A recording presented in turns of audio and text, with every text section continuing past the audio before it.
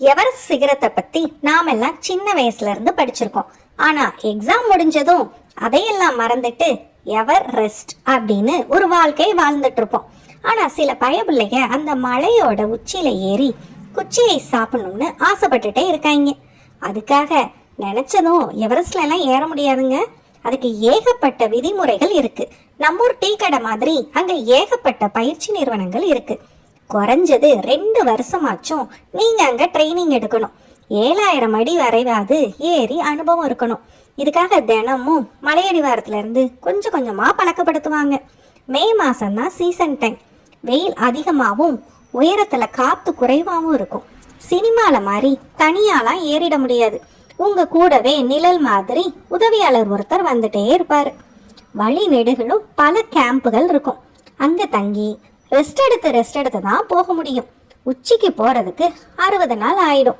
நம்மளை வரவேற்க குளிர், பனி, புயல், குறைவான ஆக்சிஜன்னு பைப்லைய வரிசையா வருவாங்க. நுரையீரல், இதயம்லாம் சும்மா டர் ஆயிடும். தரையில தான்ப்பா நான் கிங்கு, இப்படியே போனா உனக்குத்தான் சங்குன்னு நம்ம உறுப்புகள் நம்மளை உசார்படுத்தும். இதையெல்லாம் மீறி தலைகீழாத்தான் குதிப்பான் இந்த கோட்டச்சாமின்னு வசனம் பேசிட்டு போனா கதம் தான்.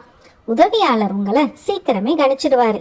இவன் ரீல்ஸ் எடுக்க வர்றானா, செல்ஃபி எடுத்து பந்தா காட்டுறதுக்கு வர்றானான்னு. அதனால வாமச்சி, நமக்கெல்லாம் உச்சி ஆவாது, இங்கே இந்த குச்சி பக்கத்துல நின்று நல்லதா 4 போட்டோ எடுத்துக்கோ. மேலே போகணும்னு நினைச்சேன்னா போட்டோவாவே மாறிடுவ அப்படின்னு நல்லதா 4 வாரத்தை சொல்லுவாரு. பந்தாவுக்காக மலையேறவங்களுக்காகவே நிறைய பேக்கேஜ் வச்சிருக்காங்க. 500 மீட்டர், 1000 மீட்டர், 2000 மீட்டர் வரைக்கும் ஏறிட்டு முழுசா திரும்பி வந்துடலாம். அதனால கூட்டம் அதிகமாகி ஊட்டி, கொடைக்கானல் மாதிரியே எவரெஸ்ட்டை கும்பல் காடா மாற்றி வச்சிருக்கானுங்க.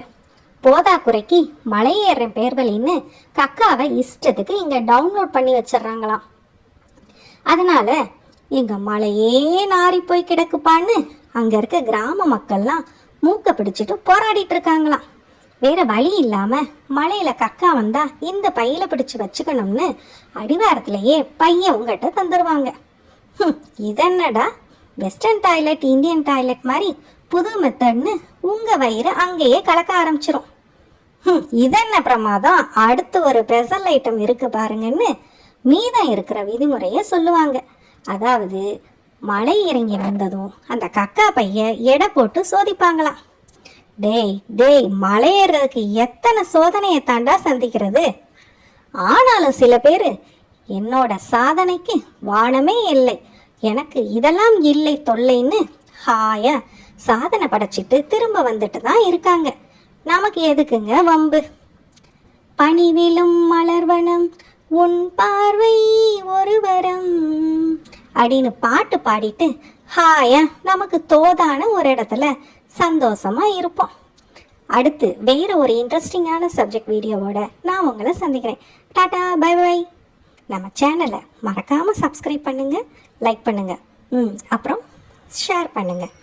தேங்க்யூ.